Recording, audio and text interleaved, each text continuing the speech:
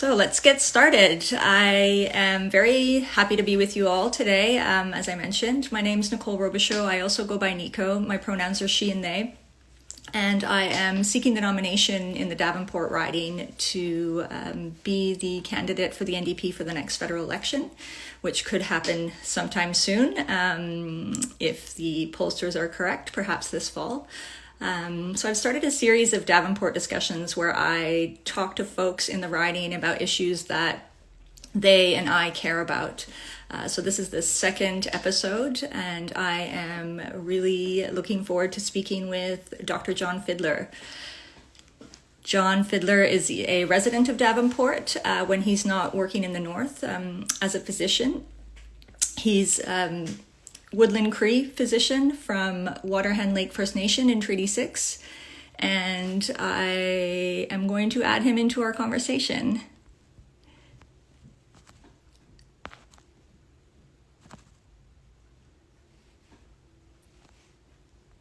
If I can figure it out.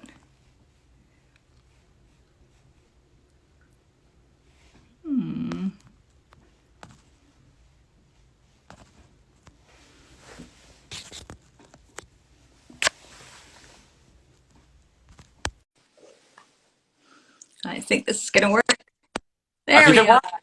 Hi, John. Hello. Success. You never know if it's going to work or not, right? I mean, we all cross our fingers and, make some small prayers, and sometimes those prayers are rewarded. Great. I will say you may hear my very old cat howling throughout this talk. He's sitting right beside me quietly right now, but he's a bit senile and will, wander around and howl. So be warned if that happens. Perfect. Well, really glad to be speaking with you today. Do you want to say a few words about yourself and speak a little bit about the land that we are having this conversation from and on?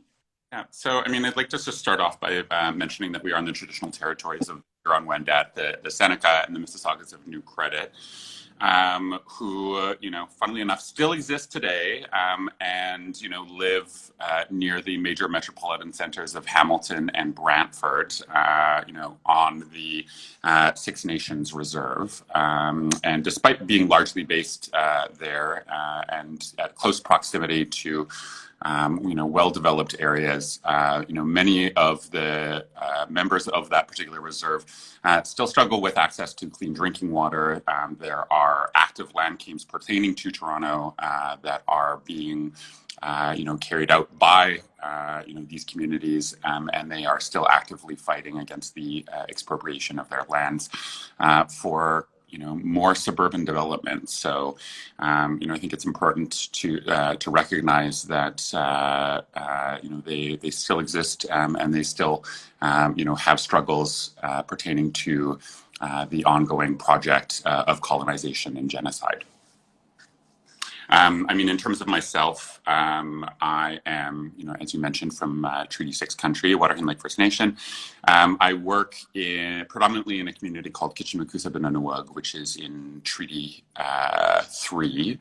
And I am also very aware of the fact that, I have had a lot of opportunities in my life that have come as a result of the fact that I am half white, that I have light skin privilege even, amongst other individuals who are mixed race, and the fact that I was raised in an urban environment and don't have an accent, when I speak, and that all of these things have garnered me many opportunities that, other individuals from my community have not had. So I just wanted to take a moment to recognize that.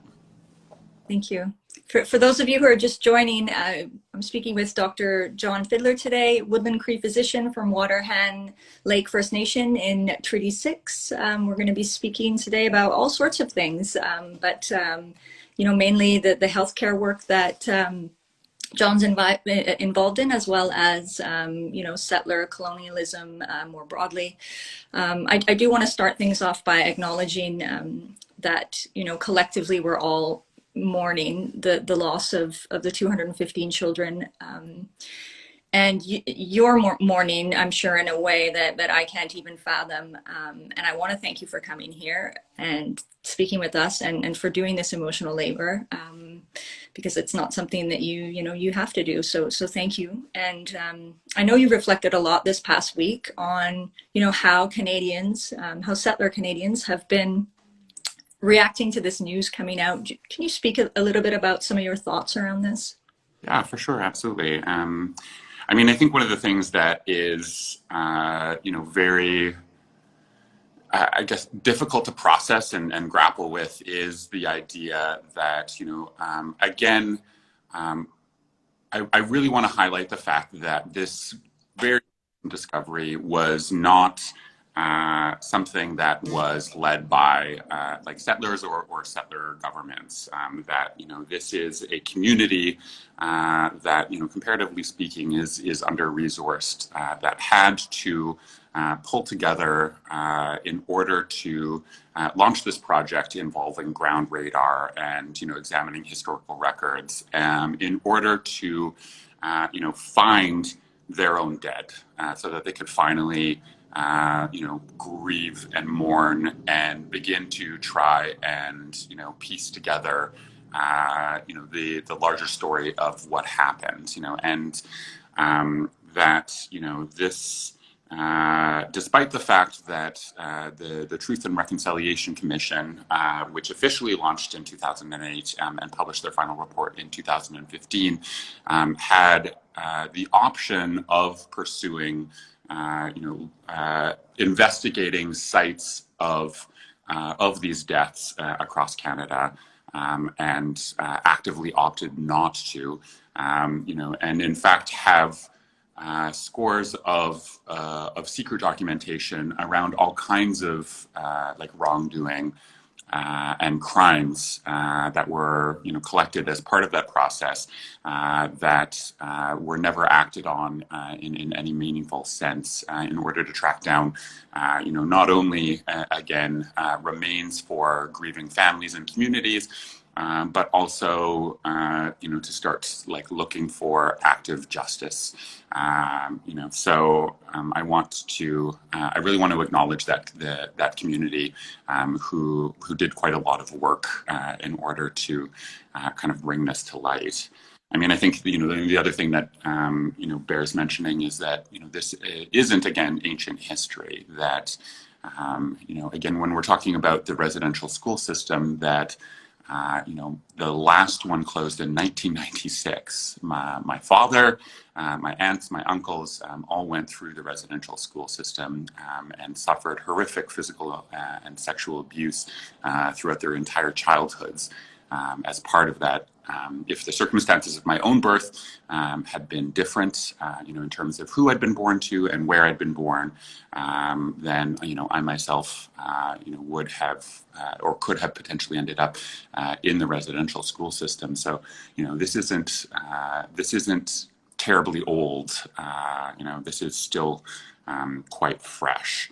I think what is very challenging about this, again, is that, despite all of these facts, it took 3 days and a massive public outcry for the federal government to have any meaningful response, to this discovery.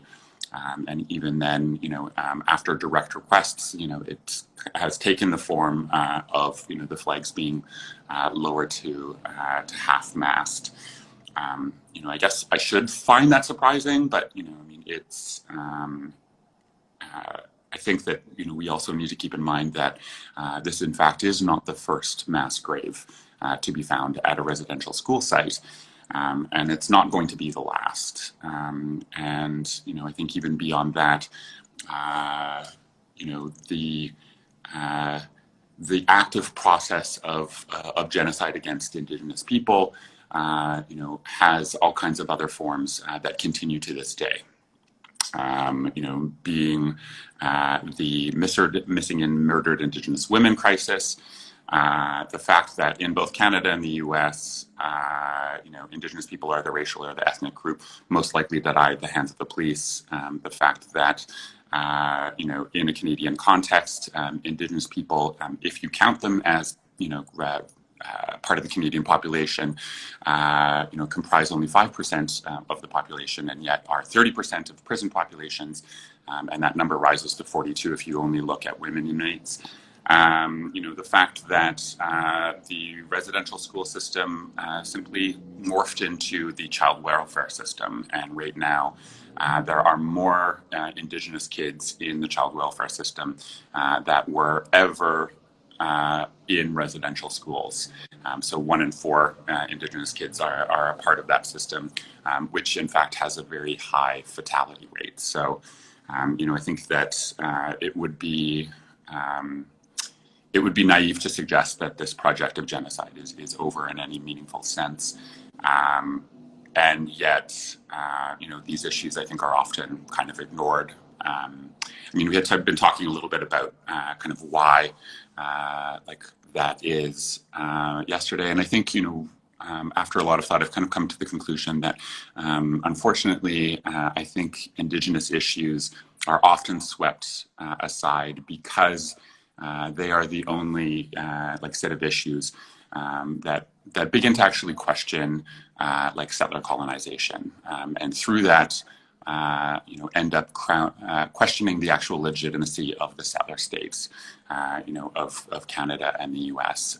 And because of that, people are often, I think, quite discomforted, and choose to then pursue avoidance or denial, rather than look at these head on and begin to address them in any kind of meaningful sense. So I guess this is why I think these issues and these kinds of discoveries have been I guess cast aside or ignored. I am happy that this is, now gaining some degree of traction. But again, I think for most Indigenous communities, this is the latest in a long line of stories that we know are going to continue for the foreseeable future. Yeah, we were talking a lot about fear yesterday, and it's I think it really comes really at odds with everything that settlers have been taught about Canada. We've all with these, wonderful histories of multiculturalism and how great it is for everyone here. And to come face to face with this issue that is, so really the polar opposite of the country that we all thought that we were born into and grew up into. So yeah, I can understand that for many folks, it is a really difficult truth to come to terms with, and how it would be much easier to avoid. Despite that, do you feel like we might be in a moment now where some folks are actually, kind of stepping up and starting to be willing to do that work and to really kind of, maybe push in ways that, that haven't been done before? Yeah, I think one of the things that has been interesting about the last year and a half is that I think for many people, there are two things that are kind of operating. Is that one, since for many people life has come to a bit of a pause, that now suddenly there is space created for truly paying attention and watching kind of what's happening on a not just the global level but more locally as well. I think we're also seeing that over the last year and a half that the cracks in society have become laid bare in a way that they that they weren't necessarily beforehand, and that again we are increasingly seeing that that we're living in a society that no longer that definitely does not guarantee like justice or like livelihood or safety for everybody in an equitable sense, and that this is in fact not a situation that by and large is improving. That in fact now we're increasingly adding income into the list of inequity that is contributing to all kinds of people living in increasingly precarious circumstances. Yeah, I mean, I do feel as well, especially those of us living here in Ontario. I don't think we've ever actually really seen before what it is like to live under a government that makes decisions during a pandemic that doesn't actually care about people, and in a really tangible way that I think a lot of folks haven't seen before. The long-term care facilities, what happened there, the schools. And so I do feel like we are in a moment where there is a possibility of making change happen. Whether or not that'll happen quickly or not, I don't know. But I do have the feeling that this is a moment that's different than any other moment, certainly that I can remember in my lifetime. Maybe this can lead a little bit into talking about the work that you do as a physician. I know it's something that there are many challenges around it, and you've also reflected a lot on that work. And when we were chatting yesterday, a lot of the way that you think about the work that you do actually resonates a lot with me in terms of the humanitarian work I've been doing, and being frustrated with the lack of addressing root causes of why so many things are happening, why the same kind of vulnerable people in disaster situations get affected over and over again, because they're already living in precarious conditions to begin with. And I know you had the same kind of thoughts about healthcare and the provision of healthcare. So I'd love to hear a little bit about that. Yeah, for sure. So, to give a bit of a background, pretty much at this point in my career, I've worked coast to coast, everywhere from, the inner city in Toronto to, Cape Breton Island and Vancouver. And now I'm working in, as I said before, in Kitchimacoosa-Benunawag primarily. In this particular community, it's 1,500 people. Much like other marginalized communities, it is, very high needs, I think, in comparison with your average population. And despite the fact, I think they're resourced for one physician for 3 weeks out of the month. In contrast, again, when I worked in an intercity high needs health clinic here in Toronto, one physician would cover about 700 patients, high needs patients, for as a full-time gig throughout the month, so 4 weeks a month. So essentially, in this particular context, one physician is carrying more than twice what would be expected of a physician working with high needs people in the inner city in Toronto, and only for 3 weeks out of 4 in a month. So I think that sort of speaks to that it being an under-resourced setting, and you also kind of see that again. The sort of resource differential in these particular communities are made evident by the fact that the healthcare standard that is available or delivered in these northern communities is a standard that would be unacceptable anywhere else in Canada. So we were talking yesterday about the fact that the vast majority of diagnosis and treatment of that is made available to these Indigenous communities is conducted entirely by nurses. And I mean, this is no disparagement against the skill and the dedication and the incredible resourcefulness of nurses that are working in this context. But again, I only say this to highlight the fact that again, nowhere else in Canada does somebody go into like a healthcare facility and have the vast majority of their care, all the way from first assessment through diagnosis and treatment, handled exclusively by nurses. So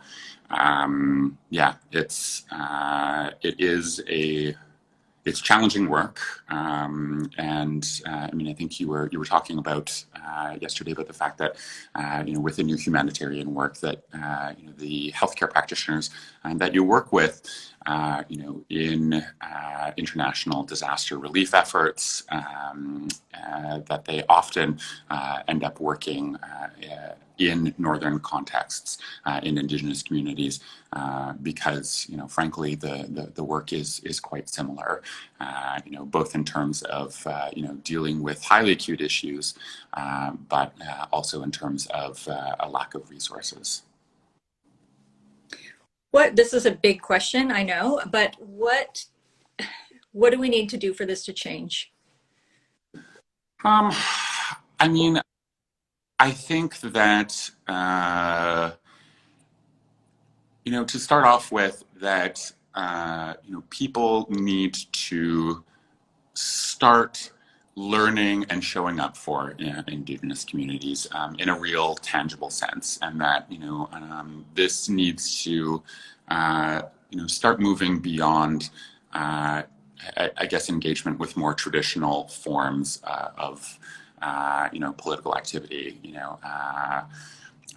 namely, simply voting. I think voting is, obviously like an important part of that, but, I think that's I've heard this, particularly cutting quip that said, if voting really, really changed anything, in isolation, then it would be illegal. So, I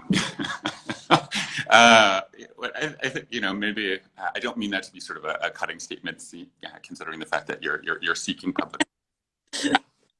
I don't. But, yeah. But that more that, again, that if that is exclusively the bounds of your engagement with public life, that again, we're not likely to see any kind of meaningful change in any of these systems that we see around us, causing so much terrible harm. So, I mean, what that actually looks like, I mean, this is the great thing, is that, community, you don't have to look to me necessarily to lay that out, is that, the communities that, we're talking about, they're very up on, their own history, and what they would like to see kind of from settlers moving forward, and are able to speak to those issues. So I mean, again, like I said, when we're talking about the traditional territories that we currently inhabit, those people, they're out there. They have voices, and what we need to do is start listening to them and see, what they suggest in terms of like a path forward. You were talking yesterday as well about some movements you've been involved with, in terms of Indigenous communities taking back control of some things like healthcare, for instance. Can you talk a bit about that and sort of, I mean, how that process is going, and if it's moving forward? Yeah, absolutely, for sure. So, in the territories that I work currently, there is an active movement to start taking over the delivery of healthcare throughout the region, in an effort towards self-determination. Again, recognizing that medical racism is decidedly a thing, and I don't need to just kind of look at the news in order to know this. That I see this both, like as I've talked about, like through the delivery of health services that I'm involved in, but, also when I'm attempting to liaise with like wider health systems in order to get, care for my clients, that happen to be living like on reserve. So yes, there are attempts to try and bring the delivery of health services back into like Indigenous communities and be controlled by those communities, because obviously this is, I don't think that we're ever going to end up, inhabiting a system that is truly responsive to the needs of these communities if they themselves aren't like in control of how care is delivered. I mean, right now, so the project that I was somewhat involved in is called the Non-Health Transformation Committee. And it is, currently putting together like a proposal for what that would look like. I believe they are about to submit for, again, some ongoing funding to further flesh out like a vision for the region. So, it's the actual delivery of, or I guess transformation itself is it's upcoming. It's in the works, but they're in the process right now of crafting a vision, which I think is one of the most exciting and transformational like parts of it. Maybe this leads nicely into talking a bit about land back as well. This is something we were chatting about yesterday. And again, fear came up in relation to this when we were talking, fear by settlers that, their land would be taken away and sort of the power would just kind of flip and they would be left powerless and landless. Can you describe what this country would look like with land back? You had a very kind of nice description yesterday when you described it to me. Yeah. I mean, I think one thing that I do want to recognize and name is that again, I think because like Indigenous issues are the only ones that threaten the legitimacy of the Canadian state. That this provokes like a lot of discomfort and fear among many settler Canadians, and I think it's I don't think it can be understated the fact that settler society as we currently inhabit is very much based around like fear, and that I don't think anybody is unaware of the fact that if life circumstance changes dramatically, that we live in a society that would absolutely allow for you or another individual to starve or be homeless. And despite the fact that, again, this is one of the like richest societies in a global sense. So, I don't. I have a lot of empathy for the idea that when people are looking at Indigenous issues and choosing to look away, that this is motivated primarily out of a fear, and fear that again, when that redress of those issues will threaten their kind of like ongoing livelihood, their homes, their ability to provide for themselves and their families. And that in fact, when I've started to have conversations with even other healthcare practitioners that work in northern contexts, that this is something that has been raised, and even sometimes amongst other people within BIPOC communities, and that this fear then causes them to pull back from engaging. But one of the things that I've asked people within these contexts is, well, based on your experience of working with Indigenous communities, do you think that despite these terrible histories of genocide and colonization that are active and ongoing, do you think that Indigenous communities that you've been working with are particularly interested in watching you become homeless or starve? And the answer has universally been no. And that these are communities that despite the incredible trauma that they have gone through and continue to go through, are particularly interested in support and community and welcoming. And so my kind of rebuttal to that fear is that land back is not about again inverting power structures. Essentially what we're interested in is regaining control over our territories, over our resources, so that we can better manage them for everybody, including settlers.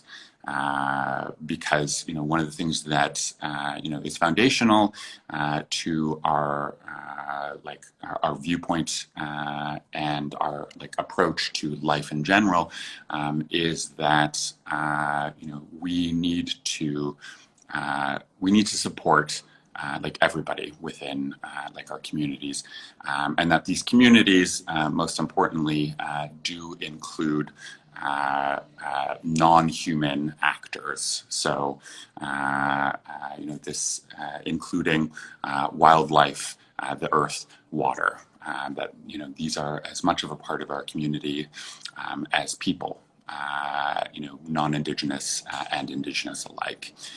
So land back is not again some sort of cataclysm for non-Indigenous Canadians, who are going to have to pack up their covered wagons and flee, in a fiery hail of arrows.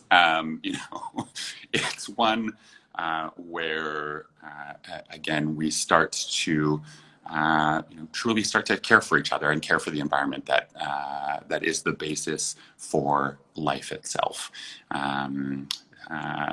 And so this is what I would hope people would be able to take from this and be able to then actively support efforts towards land back, because it isn't again something to be feared, something to be scared of. It sounds like the kind of place that I want to live in. Mm-hmm. I don't want to take up too much of your time. If anyone has any questions for Jon, please feel free to put them in the chat. I wanted to lastly ask you, June is a month where there is all sorts of commemorations, but two big ones are Indigenous History Month and Pride Month. And I wanted to know, as someone who identifies as Two-Spirit, how do these identities intersect for you? I mean, I think what is interesting is that, pre-contact Indigenous communities had quite a lot of recognition and a deep acceptance for gender and sexual diversity, and that this has been these are histories that have been damaged and lost through colonization and genocide, and that we're now kind of in this process of reclaiming that. But again, pre-contact individuals that were gender diverse or had alternate sexualities were thought to be kind of magical or special, in that they thought that the belief was that they contained both male and female spirits, and therefore ended up being, in a lot of cases, leaders within their own communities. It's I think the process of recognizing that and reclaiming that is ongoing, again, many communities to this day are still struggling with trying to sort of unpack kind of a lot of the toxic teachings and like history of colonization that were sort of forced upon them, and that a lot of this work is about kind of unlearning teachings like around like homophobia and marginalizing two-spirit individuals. So so I guess that's a long and complicated answer, but it is also, I think that unfortunately that is how the world so often is that, that it is long and complicated and requires, a lot of thought and effort in order to kind of truly understand and try and move forward in, a good way, in a way that is kind. Yeah, and I mean that's why it's also so easy to not do the work and to put it to the side and not think about it, because that is the easy thing to do rather than try and actually engage and put the work into it and feel all those kinds of things and push past it. So thank you very much for your insights today. I really appreciated speaking with you. And I do want to give you the last word. If there's anything else that you feel like you want to mention that we didn't talk about, or any takeaways you want folks to walk away from this discussion with? No. I mean, again, I think that we've covered the vast majority. I mean, again, what I would hope is that people begin to learn about like Indigenous communities, and I think in particular, paying attention to the territories that they inhabit, and who lays claim to those lands, where do they live now, what are they currently struggling with, and then showing up for those people in a very real sense, I think is probably the main takeaway. Again, recognizing that this isn't just about solidarity, that in fact if you believe that we should live in a society where that we don't allow people to starve, we don't allow people to be homeless, we don't allow people to fall through the cracks, that this is as much a part of land back as anything. So that's what I would hope that people can take away from this. Thank you. And I do want to say as well, personally, I will continue to listen to you and Indigenous communities. If I make it to Ottawa as your MP, I will definitely follow through with action and push for Indigenous self-determination. So hopefully I will be able to do that. So thank you. Thanks to everyone who joined today. And thank you to you, especially John. Thanks so much for having me.